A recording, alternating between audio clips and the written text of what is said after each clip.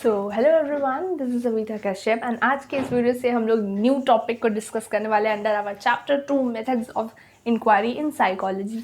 और आज का टॉपिक है हमारा नेचर ऑफ साइकोलॉजिकल डेटा। पहले हम समझेंगे कि डेटा क्या होता है और उसके बाद उनके टाइप्स को समझने वाले हैं। तो सबसे पहले है हमारा types of data in psychology. तो ये सारी चीज़ें हम लोग डिस्कस करने वाले हैं, बट इससे पहले हम लोग समझेंगे कि आखिर डेटा है क्या हमारे साइकोलॉजी के अंदर जो साइकोलॉजिस्ट यूज़ करते हैं। तो बेसिकली तुम लोग जहाँ तक जानते हो तो डेटा क्या है, इन्फॉर्मेशंस होता है। जब हम लोग इन्फॉर्मेशंस को एक अच्छे तरीके से सजा के लिख देते हैं तो हमारा डेटा हो जाता है। बट साइकोलॉजी में डेटा क्या है वो हम लोग देखते हैं एक बार, ठीक है।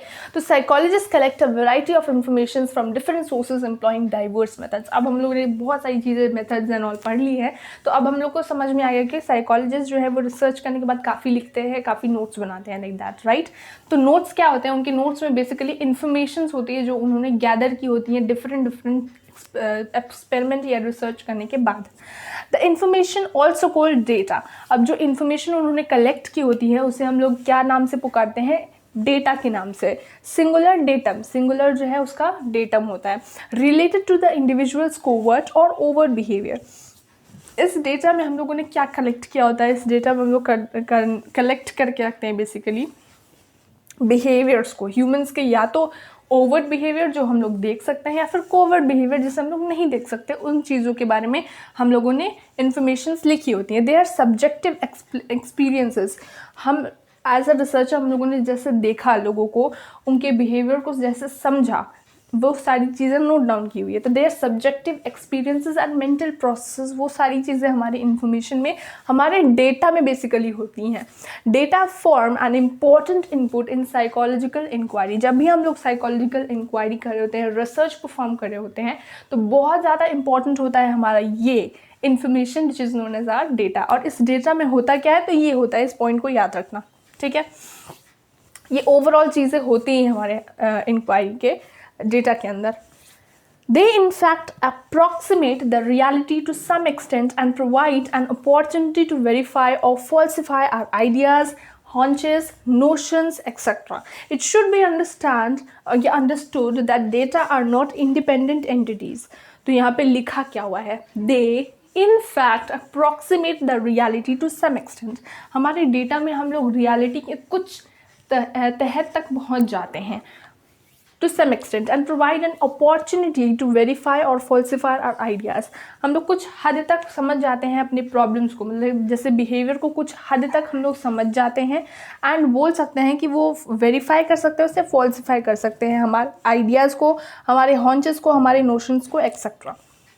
लेकिन जिस थिंकिंग के साथ हम लोगों ने अपने एक्सपेरिमेंट को स्टार्ट किया था, जो हमारा सिलेक्ट किया था हम लोगों ने टॉपिक, उसके हिसाब से हम लोग बता सकते हैं, वेरीफाई कर सकते हैं या फॉल्सिफाई कर सकते हैं हमारे जो भी हाइपोथेसिस है उसको। It should be understood that the data are not independent entities. Data जो है वो इंडिपेंडेंट एंटिटीज़ नहीं होती हैं, बल्कि डिपेंडेंट, मतलब हम लोग जो डालते हैं इन्फॉर्मेशन, वो सारी चीज़ें उसमें मैंशनड होती हैं। अब ये चीज़ें हैं क्या वो समझते हैं। Data are not independent of the physical or social context, the persons involved and the time when the behavior occurs. तो बेसिकली डेटा में होता क्या है, वो सारी चीज़ें होती हैं जो हम लोगों ने अपने एक्सपेरिमेंट के टाइम पे कलेक्ट की होती हैं। Features of data is that it does not in itself speak about reality. अब डेटा के फीचर क्या होता है कि वो अपने आप अपनी रियलिटी नहीं बोलता, वो नहीं बोलता कि मेरे अंदर ये सारी चीज़ें मेंशन है, बल्कि हमें खुद जाके पढ़नी पड़ती है अबाउट इट्स रियलिटी। वो नहीं बताता, लाइक कोई भी बिहेवियर के बारे में हम लोगों ने मेंशन किया हुआ तो उससे हमें खुद नहीं पता चल जाता है कि वो बिहेवियर है कैसा। बेसिकली हमें उसमें ध्यान से समझना पड़ता है, इसीलिए हम लोग नोट्स बनाते हैं। लाइक नोट्स हम लोग क्यों बनाते हैं, किसी चीज़ को और अच्छे से समझने के लिए। लाइक लेट्स सपोज टीचर उस टाइम बोल रही है तो मुझे समझ नहीं आ रहा है, मैं नोट डाउन कर लेती हूँ, लिख लेती हूँ, मे बी मैं घर जाके शाम को रीड करूँगी तो उस नोट से मुझे आराम से समझ में आ जाएगा। That is what it is written here. A researcher attach meaning to the data by placing it in its proper context.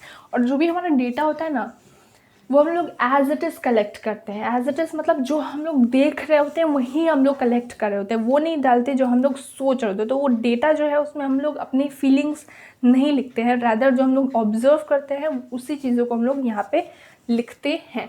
तो रिसर्चर जो है वो अटैच करता है meaning with the data, placing it's proper context, यानी कि proper तरीके से उसे मेंशन करके, without interfering its own ideas and values. वो डेटा को जैसे कलेक्ट करता है, मतलब जैसा देखता है चीज़ों को वैसे ही कलेक्ट करता है, वही चीज़ है। Next, different types of data और इन्फॉर्मेशन, ये बहुत ज़्यादा इंपॉर्टेंट है। यहाँ से बेसिकली क्वेश्चंस तो आते ही रहते हैं, चाहे वो डिफरेंस बिटवीन हो, चाहे वो MCQs के लिए हो, लेकिन प्रिपेयर रहना चाहिए। तो तुम लोग नोट्स बना लो, ठीक है। डेमोग्राफिक इंफॉर्मेशन की बात करें तो this information generally includes personal information. Demographic informations वो इंफॉर्मेशंस या वो डेटा होते हैं जिसमें हमारी इंफॉर्मेशंस, हमारे पर्सनल इंफॉर्मेशंस होते हैं। चलो ऐसे मार्क कर देती हूँ थोड़ी सी इंपॉर्टेंट चीज़ें, इंपॉर्टेंट लाइन। अगर नोट्स बना रहे हो तो ये सारी चीज़ें जो इंपॉर्टेंट लाइंस हैं इंपॉर्टेंट होती है। Include personal informations. अब वो पर्सनल इंफॉर्मेशंस क्या हो सकता है?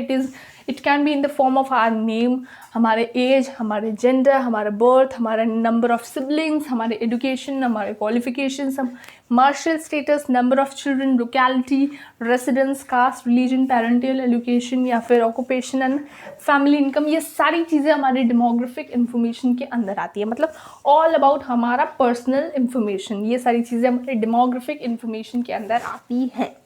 देन हमारा फिजिकल इंफॉर्मेशन। फिजिकल इंफॉर्मेशन क्या हो सकता है भाई?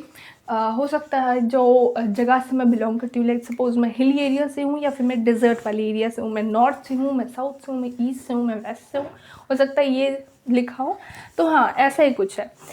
हमारे ये वाले जो फिजिकल इंफॉर्मेशंस होते हैं वो बेसिकली हमारे इन्वायरमेंट या इकोलॉजिकल कंडीशन से बेस्ड हैं, जैसे हिली, डेजर्ट या फॉरेस्ट।